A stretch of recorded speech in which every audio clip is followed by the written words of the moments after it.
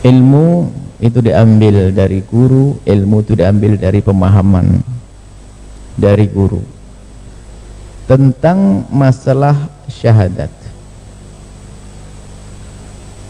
Kalau ada seorang anak lahir dari perut ibu yang beriman, maka secara otomatis dia sudah Islam. Nggak ada pembahasan mengucapkan kalimat syahadat. Ini disepakati para ulama dari barat timur atas bawah, Majalengka dan selain Majalengka. Asalkan lahir dari perut ibu yang beriman, maka bapak yang beriman, maka langsung Islam. Nah, kemudian masalah mengucapkan kalimat syahadat itu dibahas. Bagaimana hukumnya mengucapkan kalimat syahadat?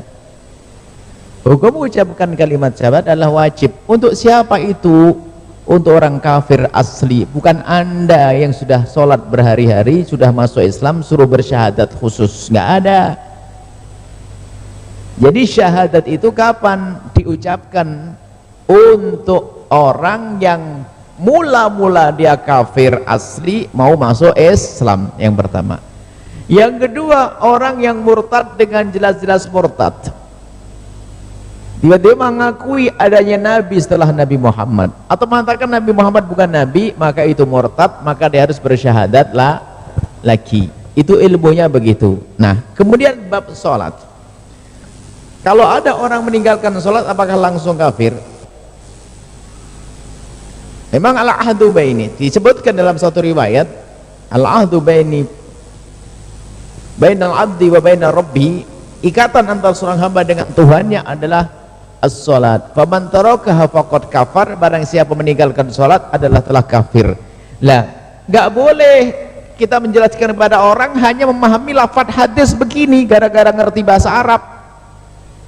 Kita kembali kepada perkataan para ulama. Apakah betul gara-gara meninggalkan sholat langsung dikatakan kafir? Yang pertama harus diketahui, meninggalkan sholat adalah dosa besar.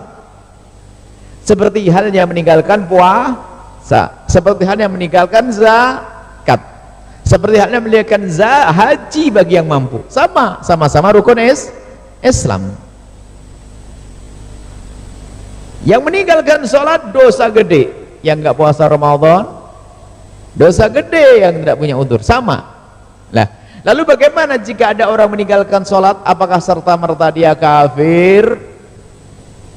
Ulama kita madhab Imam Asy-Syafi'i radhiyallahu ta'ala anhu, Imam Malik, Imam Abu Hanifah, jumhur ulama mengatakan, jika ada orang meninggalkan sholat, maka dilihat, kalau dia masih mengatakan sholat itu wajib, sholat wajib enggak? Wajib. Kenapa kamu tidak sholat? Males. Maka dia tidak dikatakan kafir, tetap beriman, tapi dosa. Dosa. Hah? Wajib? Wajib. Kenapa enggak sholat? Males. Sholat wajib, tapi dia males. Makanya dikatakan kafir. Yang kedua, kenapa kamu tidak sholat? Ngapain sholat? Wajib gak? Nggak wajib. Kalau ada orang mengatakan sholat tidak wajib, dia yang murtad, dia kafir. Itu saja. Kalau tetangga Anda masih mengatakan sholat wajib, kemudian dia tidak sholat, dia melakukan dosa gede. Bukan seenaknya kafir begitu. Kafir itu bukan diproduksi lalu disebar-sebarkan begitu, nanti bahaya sekali. Semua kafir begitu. Jadi bahwa Anda baik sekali seperti beliau, peduli urusan sholat, peduli urusan sholat. Tapi urusan umat bukan hanya sholat saja, bahkan ada urusan yang dahsyat lagi, urusan dengan istrimu, urusan dengan tetanggamu, urusan dengan bapakmu, urusan dengan ibumu. Wa qadara rabbuka alla ta'budu illa iyyahu wa bil walidaini ihsana. Rajin sholat, tapi sama ibunya ngangkat suara, mau kemana? Dia akan masuk surga orang tersebut. Rajin sholat, tapi ternyata memutus tali persaudaraan. Anak, Maka semuanya harus seimbang. Sholat benar dengan orang juga benar, cuman kadang tidak sempurna. Ada orang baik dengan sanak kerabat saudara, tapi sholatnya bolong-bolong, tinggal dibenahi. Semoga berkat silaturahminya sholatnya jadi benar. Ada orang rajin sholat tapi sama saudaranya nggak akur, maka kita doain semoga berkat sholatnya dia bisa baik sama keluarganya. Nggak perlu kita menilai orang dengan nilai negatif. Tapi kembali kepada Anda sendiri, Anda kurang yang mana, begitu. Bukan Anda perlu mencari kekurangan orang, Anda repot nanti. Anda mencari kekurangan diri Anda sendiri sebelum Anda bicara tentang kekurangan orang lain.